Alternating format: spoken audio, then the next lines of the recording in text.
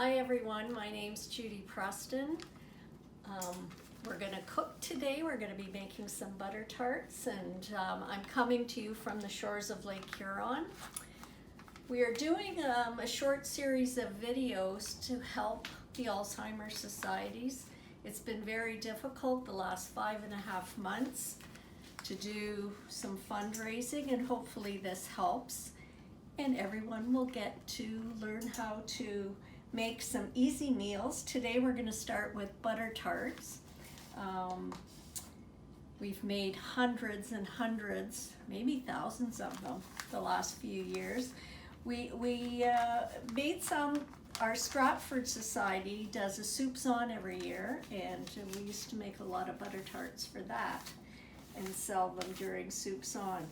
So I hope you enjoy. We're going to be learning how to make pastry, and then I'll give you a recipe for the filling, and we can cook along together, and hopefully you'll enjoy the butter tarts at the end.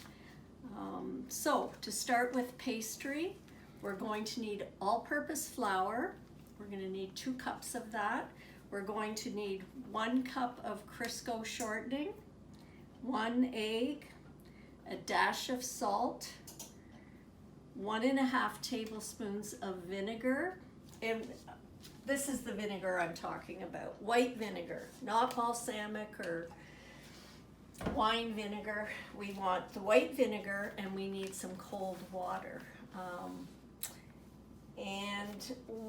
These are some of the things that will help you with your pastry. This is what we're going to use to cut the pastry out once it's done. And it's a biscuit cutter, and you can get these from a kitchen supply store, maybe Walmart, any department store. This is a pastry blender, and this will help you incorporate the Crisco into the flour. You can use 2 knives if you don't have one of these, but if you plan to make pastry in the future, invest in one of these. And you can get these at the grocery store. There's always at the end of the baking aisle, you can get pie plates and tin foil pans and wooden spoons, and they always have these there. And we'll need a measuring cup, and we'll need a mug. I always mix my egg and vinegar in a little mug, and then add the cold water to that. So I've got my bowl. Let's begin. I think the trick to pastry is not handling it at all. Very little handling. And it should be cold. Now today we're not going to refrigerate it. I always say refrigerate the dough at least an hour in the fridge, but we won't do that today just because of time. But I'm going to show you how to make pastry with a spoon or a fork. It's very easy, and it's tender, and it's the recipe on the Crisco box.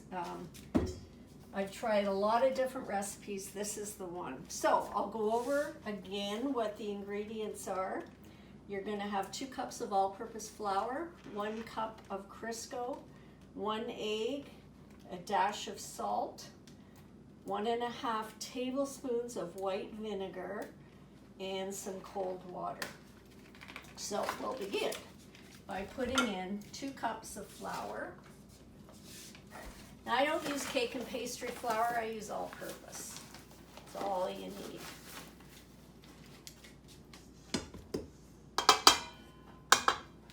One,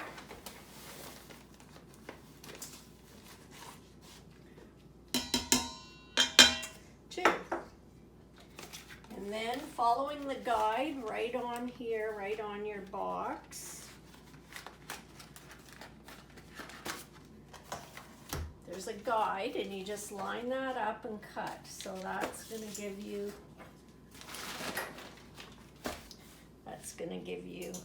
1 cup of Crisco.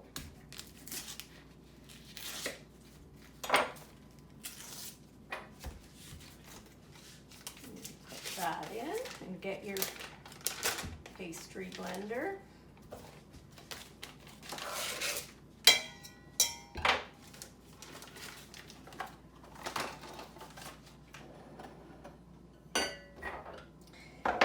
And to this you can add a dash of salt. I'll just give this a couple of turns. Now, you want to turn your bowl and you want to incorporate that Crisco into the flour until you have size of peas. So do this and keep turning your bowl back and forth.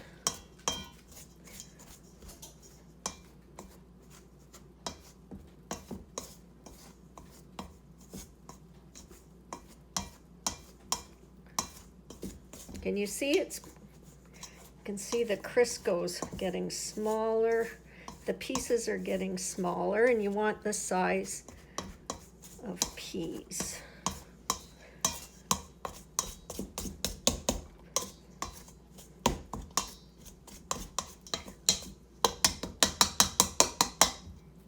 There you go. That's all you have to do. So take 1 egg, crack it into your mug.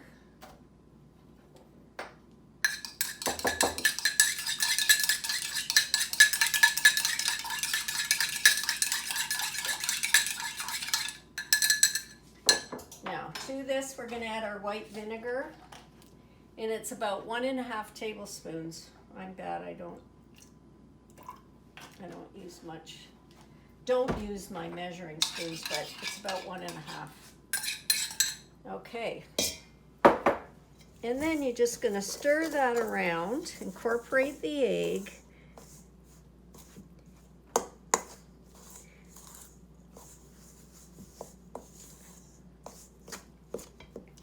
Now, this is the tricky part. This is cold water or ice water. You're going to add a little bit at a time just so it comes together. So don't plop a whole bunch in, just a little bit until it comes together. See it coming together?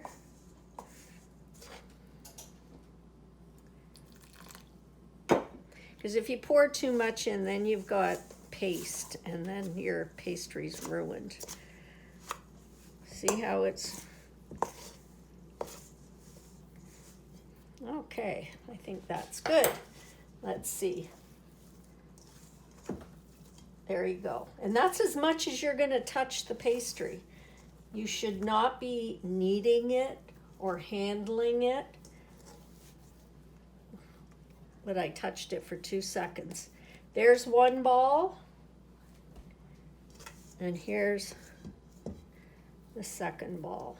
Now at this point you should wrap it up in plastic wrap or wax paper and put it in the fridge or overnight.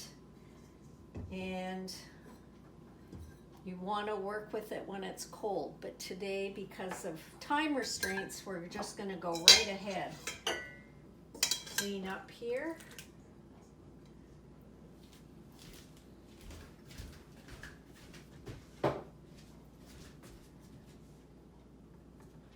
Okay, so we've got our pastry.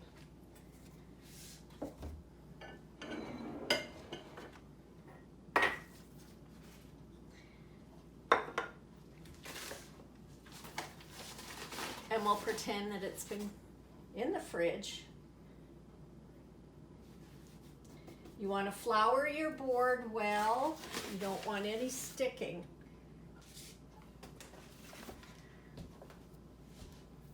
Now, out of this one recipe for pastry, you should get about 23 tarts. And the recipe for the filling should be enough for those 23 tarts.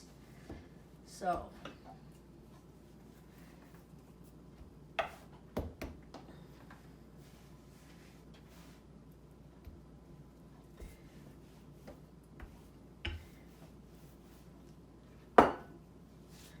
keep flouring, move it around, flip it over.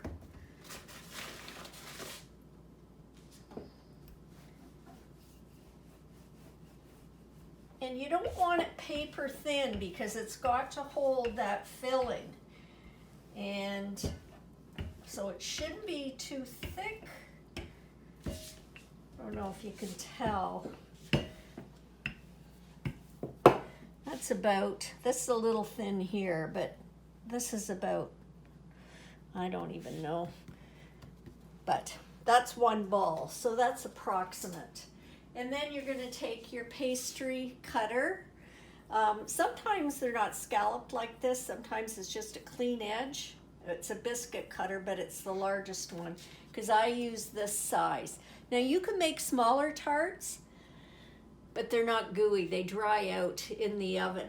So my family, our family likes the big ones, and so you're gonna do this. I had these left over from another batch, so I'm just gonna use them. And you're just gonna go along and you're gonna put these down. Now maybe you can tell the thickness there. You can't see through it, it's not paper thin, because you want to be able to hold that filling.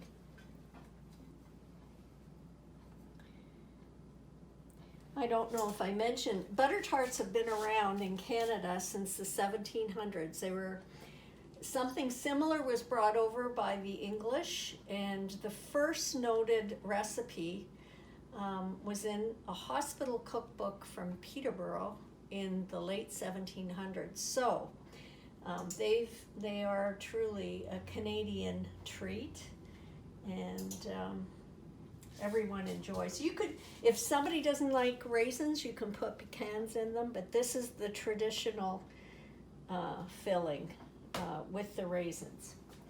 So I'm not going to carry on here. We're going to fill our pan. We're going to roll out.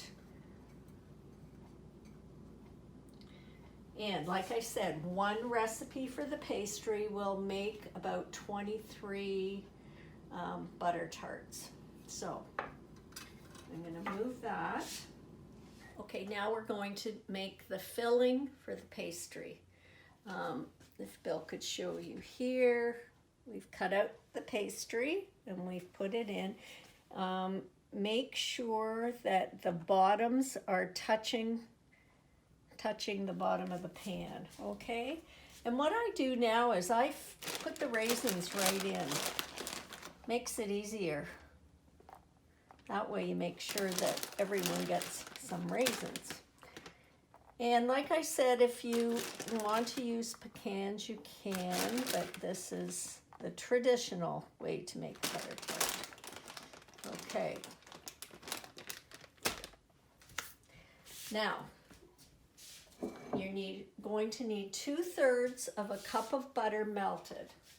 So just melt it in the microwave or pot, and you're going to, so that's 2/3 of a cup melted, and 2 eggs. So the first thing I'm going to do is beat up the eggs.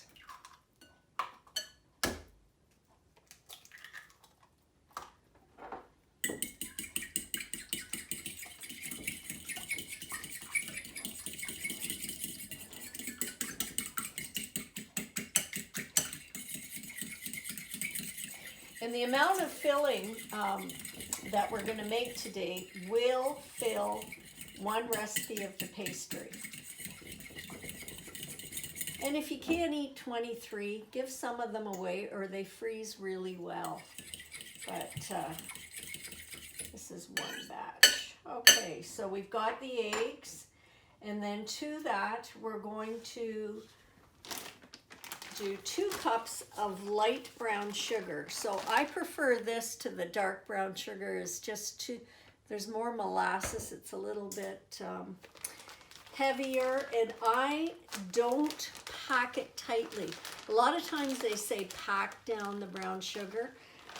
I don't. I fill these, the cups loosely because it's sweet enough. You don't need 1, whoops,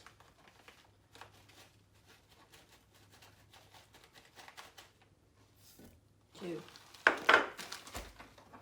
So give that a stir. Get rid of the lumps.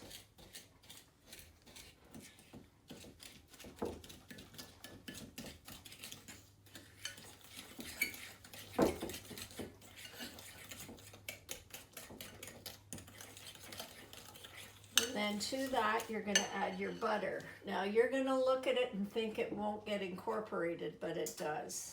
You just have to stir it for quite a while. And you can use unsalted butter or salted butter. I usually use salted butter and then don't add salt to it. So it takes a few minutes to incorporate the butter, but it will get all mixed in there.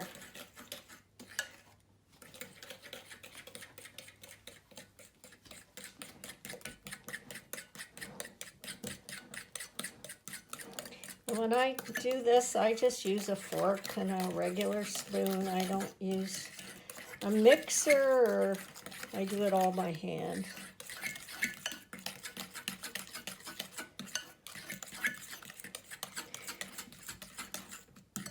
And these butter tarts are a treat. This isn't something you're going to make all the time. So really, I would splurge a little on the ingredients. Use good vanilla.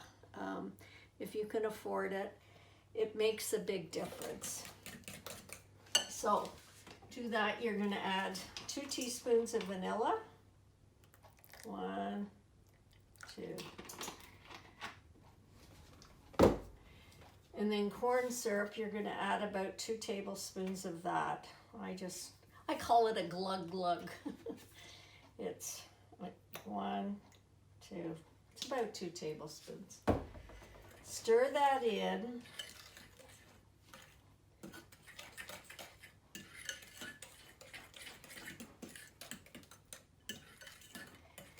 And then what I usually add is a little bit of milk.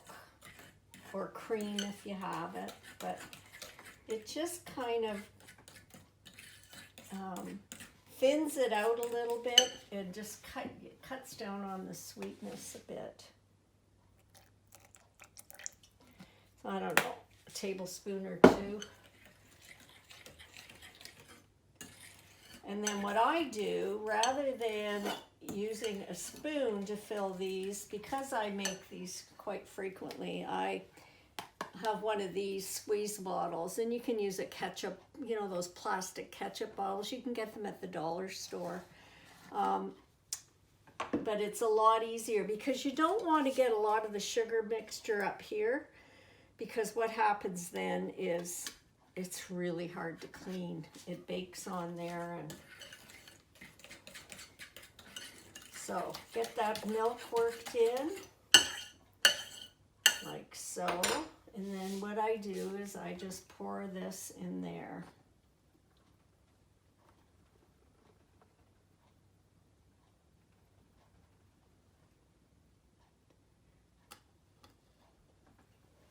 Put the top on. The raisins are in there. And if for some reason you have this stage done and you get busy with something else, put this in the fridge. As long as it's cool, the pastry will come out tender.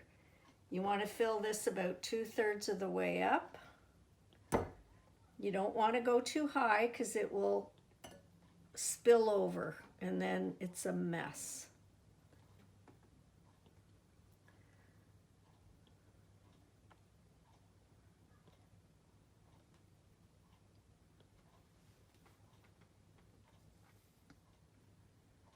Make sure your oven is preheated to 390.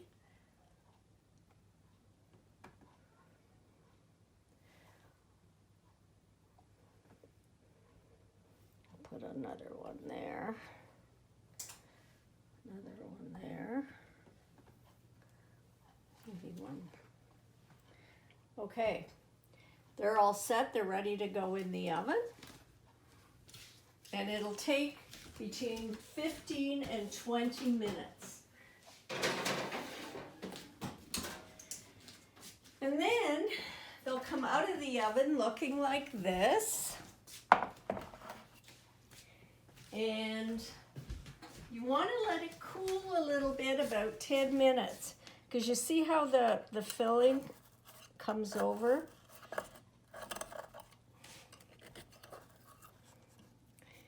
So you want to, after 10-15 minutes, go around the edge with this, with a knife, a sharp knife, and then they pop out easily. If you left them, they're hard, then you're going to break the pastry. So after about 10 minutes, go around them. And then this is the finished product. And this is what your tarts will look like. And I think that's it. Until next time, bye-bye, happy baking.